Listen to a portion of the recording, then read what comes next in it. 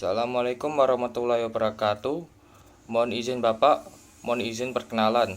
Calon Taruna Muda, nama Muhammad Rafid Rizqullah, Prodi D4 MPLM, NRP 250209052, kelas B, asal Lamongan, Jawa Timur. Di sini saya akan menjelaskan tentang komponen di dalam komputer.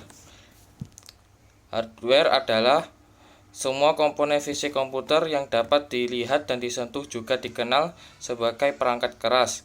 Komponen ini bekerjasama dengan perangkat lunak atau software untuk menjalankan fungsi komputer seperti CPU atau prosesor, RAM, dan lain sebagainya.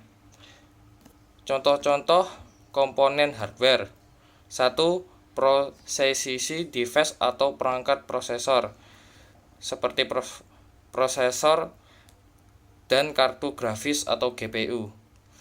Storage device atau perangkat penyimpanan seperti RAM, hard disk, dan solid state drive atau SSD.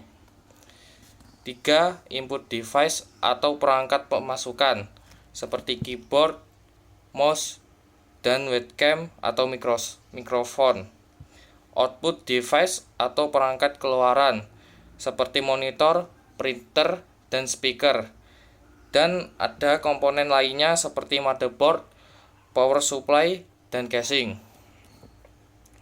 Fungsi hardware sebagai berikut: memasukkan data, memproseskan data, menyimpan data, dan menampilkan hasil, dan menghubungkan seluruh komponen. Yang kedua yaitu software. Software adalah sekumpulan instruksi, data, dan program yang tidak memiliki bentuk fisik serta berfungsi untuk mengarahkan komputer atau perangkat elektronik untuk menjalankan tugas tertentu. Berbeda dengan hardware yang bersifat fisik dan bisa dilihat dan disentuh, software bersifat digital dan bekerja di balik layar. Untuk memastikan semua proses komputer berjalan dengan lancar, mulai dari mengoperasikan sistem hingga menjalankan aplikasi. Dan berikut adalah fungsi-fungsi software. 1. Software system berfungsi untuk mengatur dan mengelola semua perangkat keras serta menyediakan platform untuk menjalankan perangkat lunak berupa aplikasi. Contohnya seperti sistem operasi dan driver software.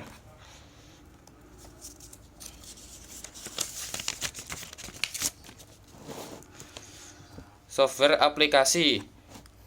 2. Software aplikasi berfungsi untuk membantu pengguna melakukan tugas-tugas spesifik dalam berbagai bidang seperti pekerjaan kantor, hiburan, atau komunikasi.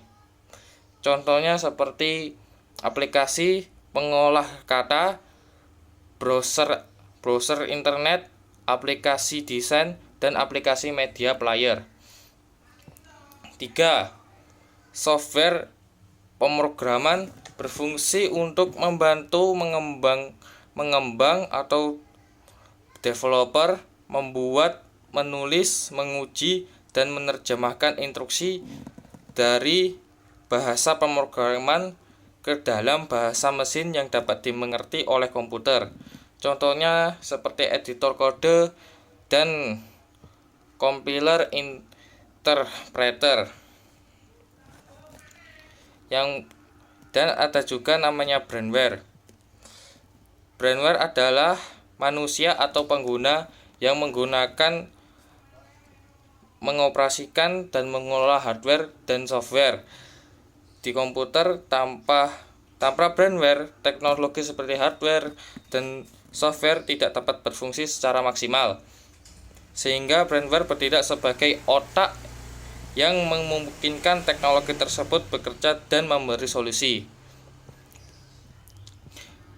Dan peran-peran brainware dalam sistem komputer sebagai berikut. 1. Analisis sistem, yaitu merencanakan dan merekomendasikan sistem atau software yang cocok untuk kebutuhan bisnis. Yang kedua, programmer, yaitu merancang dan mengembangkan aplikasi komputer dengan menguasai berbagai bahasa pemrograman. Yang ketiga, administrator, yaitu mengelola, mengendalikan, dan memastikan program komputer dan jaringannya berjalan dengan baik.